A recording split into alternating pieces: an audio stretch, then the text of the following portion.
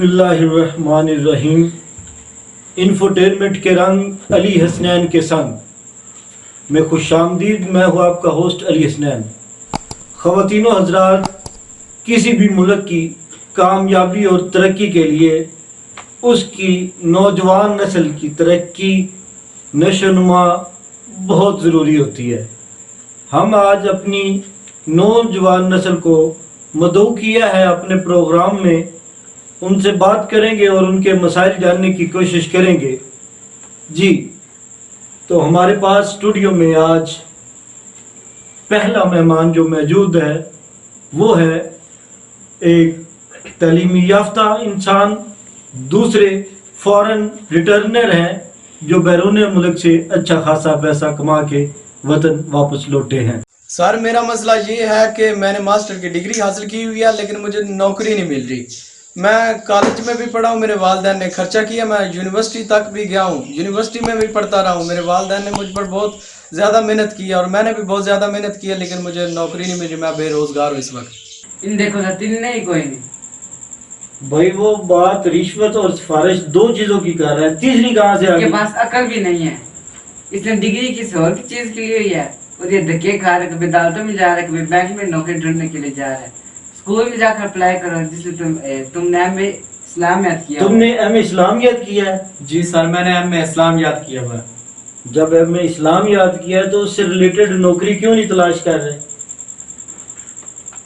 آپ کو چاہیے کہ اگر آپ نے ایم اے اسلامیات کیا ہے تو اسلامیات کے پروفیسر لگ جائیں، کسی دینی مدرسے میں اچھی پوسٹ پہ ہائر ہو جائیں۔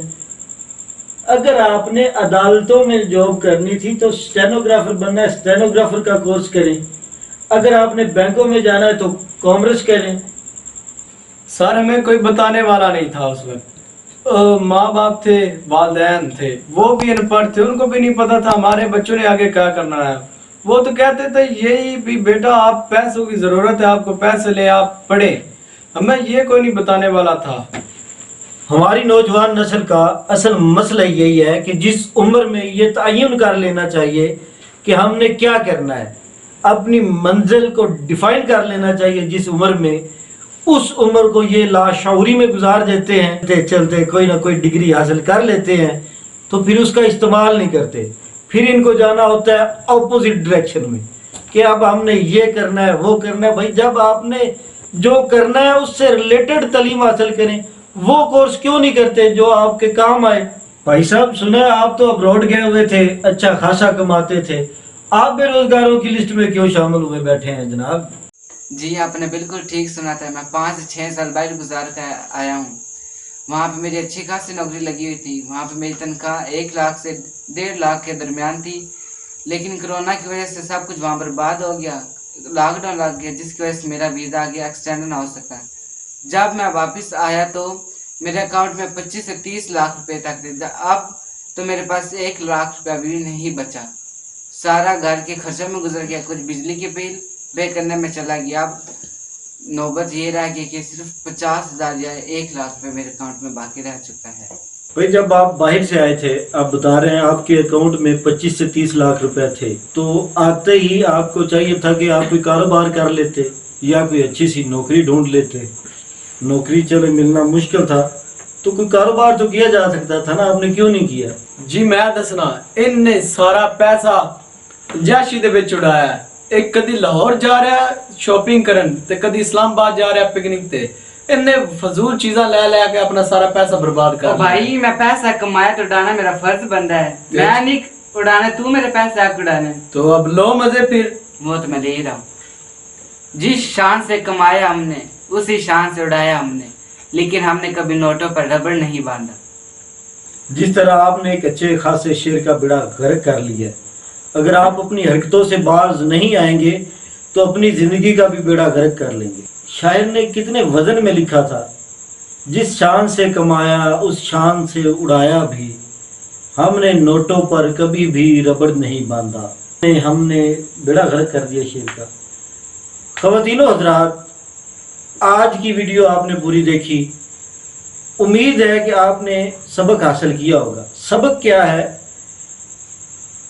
آپ اپنی منزل کا تعین کریں، راستے ڈیفائن کریں پھر چلنا شروع کریں، پہلی بات۔ دوسری بات، آپ کے پاس اگر سرمایہ ہے تو برائے مہربانی اسے ضائع کرنے کی بجائے انویسٹ کریں، کاروبار کریں، فضول خرچیوں سے باز آ جائیں۔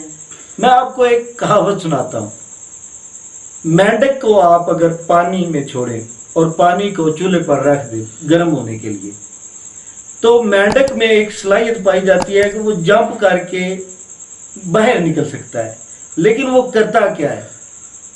اس کے جسم میں ہیٹ برداشت کرنے کی بھی صلاحیت ہوتی ہے، تو وہ کہتا ہے کہ چلے جی میں برداشت کرتا ہوں، کرتا جاتا ہے، ہیٹ بڑھتی جاتی ہے، حتیٰ کہ ایک وقت آتا ہے کہ جب وہ صلاحیت اپنے اختتام کو پہنچتی ہے اور ہیٹ اس کے لیے جان لیوا ثابت ہوتی ہے، تب تک وہ اپنی ساری ہمت اس ہیٹ کو برداشت کرنے میں گزار دیتا ہے، اور نتیجہ کیا ہوتا ہے کہ وہ مر جاتا ہے۔ خواتین و حضرات، آپ زندگی میں اس نوبت تک پہنچنے سے پہلے جمپ کر جائیں، اپنی فضول خرچیوں کو چھوڑ دیں۔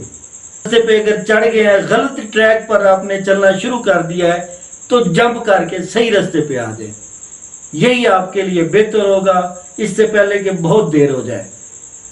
آپ سے ہمیشہ کی طرح ایک ہی اپیل کروں گا کہ اگر آپ کو ہماری آج کی یہ ویڈیو اچھی لگی ہو تو کائنڈلی ہمارے چینل کو سبسکرائب ضرور کریے گا، تاکہ ہمیں حوصلہ ملے، ہم آپ کے لیے نت نئی مفید ویڈیوز لے کر آئیں۔ اللہ آپ کا حامی و ناصر۔